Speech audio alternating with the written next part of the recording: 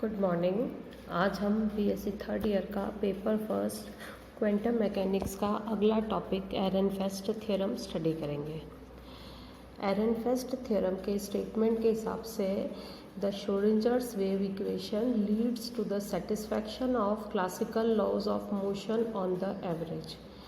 In other words, this theorem states that the average motion of a wave packet agrees with the motion of a corresponding classical particle. Average behavior classical particle और wave packet का एक ही होता है। Mathematical form में एरनफेस्ट theorem को लिखा जाता है d/dt of expectation value of x is equal to 1/m expectation value of px। चूँकि एक्सपेक्टेशन वैल्यू की डेफिनेशन से हम लिख सकते हैं expectation value of x is equal to integration of psi star X psi and T. अब अगर हम इस इक्वेशन का डिफरेंशिएशन करते हैं विथ रेस्पेक्ट टू t, तो हमारे पास आ जाएगा d/dt of expectation value of x is equal to, right hand side में हमारे पास आएगा d/dt of integration of psi star X psi and D. यहाँ पर हमारे पास तीन फंक्शंस का प्रोडक्ट है। तो जब इनका डिफरेंशिएशन होगा तो हमारे पास फर्स्ट टर्म आएगी जहाँ पर हम एक फंक्शन को डिफरेंशिएट करेंगे और दो फंक्शंस कांस्टेंट रहेंगे।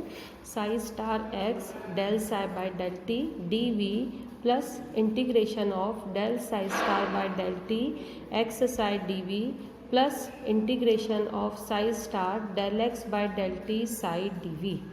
पर चूँकि del X by del T is equal to 0 होता है, ये वैल्यू जब हम ऊपर वाली इक्वेशन में सब्सटीट्यूट करेंगे तो हमारे पास इक्वेशन आ जाएगी, left hand side as such रहेगा d/dt of expectation value of x is equal to psi star x del psi by del T D we plus integration of del psi star by del T and X psi D V. मान लीजिए ये है हमारे पास equation number 1। अब हम time dependent Schrodinger's equation से del psi by del T की value और complex conjugate of time dependent Schrodinger's equation से del psi star by del T की वैल्यू निकालकर इक्वेशन 1 में सब्सटीट्यूट करेंगे। सबसे पहले हमारे पास है टाइम डिपेंडेंट श्रोडिंजर्स इक्वेशन को लिखा जा सकता है iota H cross del psi by del T is equal to minus H cross square upon 2m del square psi plus we Sai.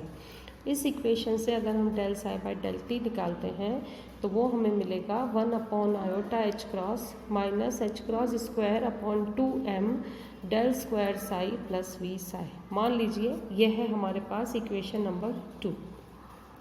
अब हम अगर टाइम डिपेंडेंट श्रोडिंजर्स इक्वेशन का कॉम्प्लेक्स कॉन्जुगेट लेते हैं तो complex conjugate of time dependent Schrodinger's equation is, हमारे पास जहाँ पर आयोटा है वो उसके कॉम्प्लेक्स कॉन्जुगेट से रिप्लेस हो जाएगा। तो हमारे पास आएगा minus iota H cross del psi star by del T is equal to minus H cross square upon 2m del square psi star plus we psi star. और इससे अगर हम del psi star by del T निकालते हैं तो वो हमारे पास आ जाएगा 1 upon iota H cross minus H cross square upon 2m del square psi star plus we psi star. मान लीजिए यह है इक्वेशन नंबर 2।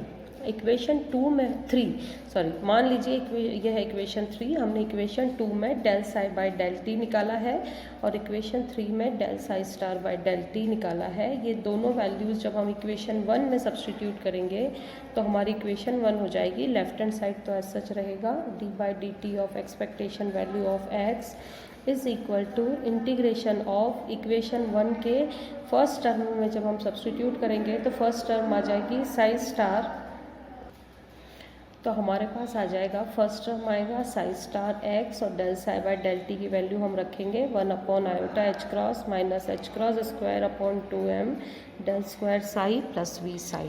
ब्रैकेट क्लोज करेंगे d we plus second term में हम पहले del psi star by del T की value रखेंगे तो वो हमारे पास आ जाएगी -1 upon iota H cross minus H cross square upon 2m del square psi star plus we psi star. और उसके बाद हमारे पास है वॉल्यूम इंटीग्रल। इस दोनों टर्म्स को सिंप्लीफाई करने के लिए हम 1/i h कॉमन ले लेते हैं, तो हमारे पास बचेगा integration of psi star x।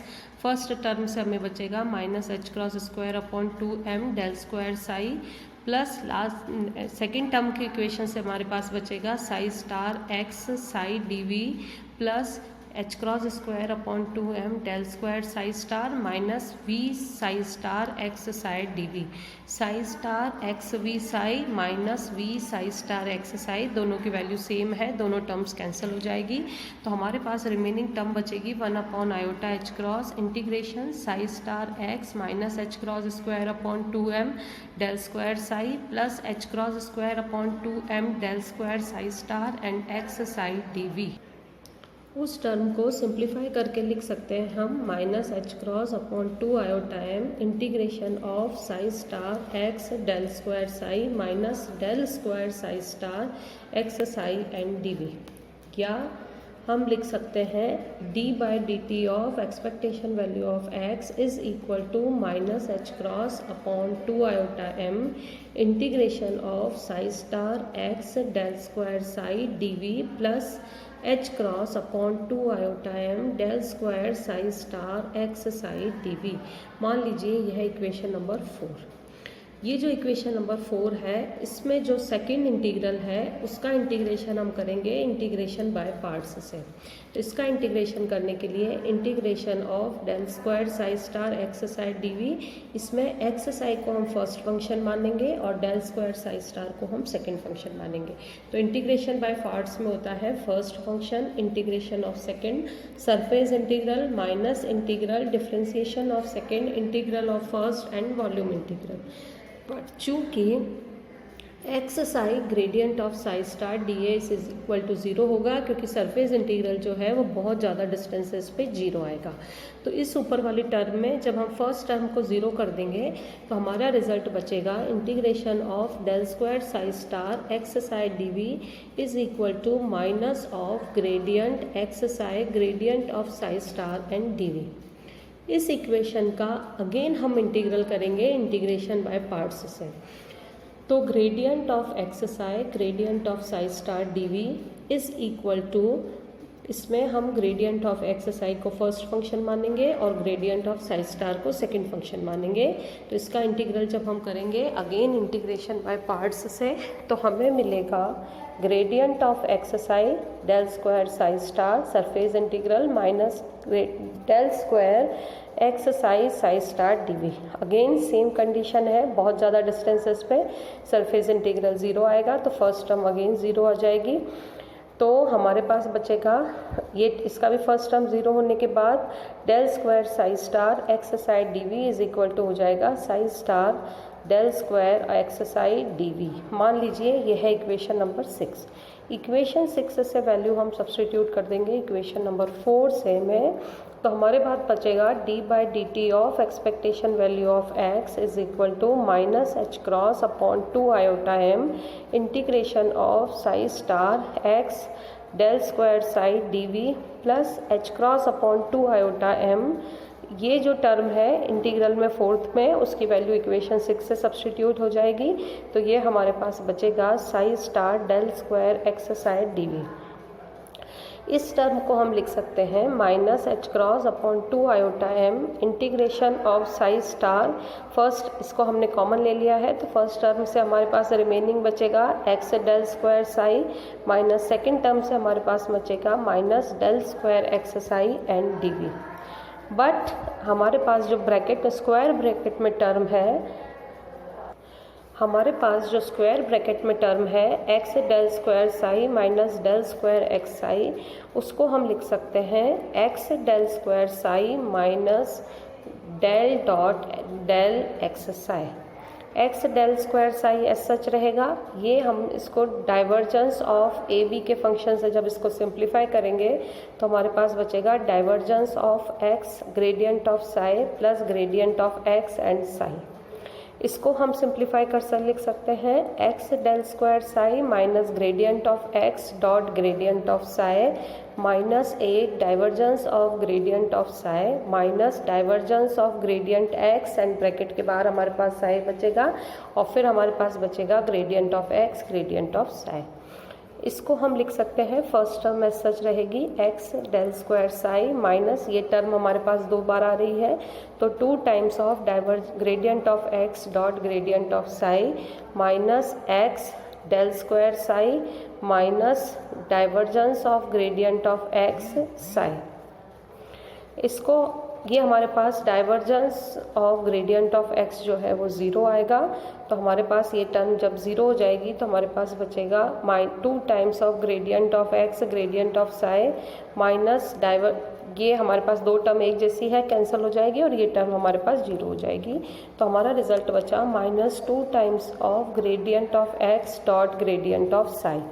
जब हम इसको सिंप्लीफाई करेंगे तो हमारे पास बचेगा -2 del psi by del X. मान लीजिए ये है इक्वेशन नंबर 1।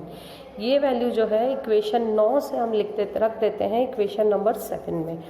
तो लेफ्ट हैंड इक्वेशन 7 का लेफ्ट हैंड साइड तो ऐसा सच रहेगा D by D T of expectation value of X is equal to minus H cross upon 2 iota M psi star और जो स्क्वायर ब्रैकेट में टर्म है उसकी वैल्यू आ जाएगी हमारे पास -2 times del psi by del x and D we.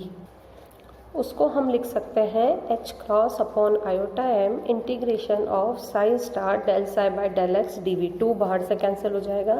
ऊपर नीचे इस इक्वेशन को हम आयोटा से मल्टीप्लाई कर देते हैं तो iota H cross upon iota square m integration of psi star del psi by del x and D v. ये हो जाएगा हमारे पास minus iota H cross upon m क्योंकि डिनोमिनेटर में जो आयोटा स्क्वायर है उसकी वैल्यू मिलेगी minus integration of psi star del psi by del x and D v. ये हमारे पास आ जाएगा 1 upon m minus iota H cross को हम इंटीग्रेशन के साइन के अंदर ले जाते हैं तो हमारे पास बचेगा साई स्टार और ये बचेगा minus iota H cross del by del x and psi D we.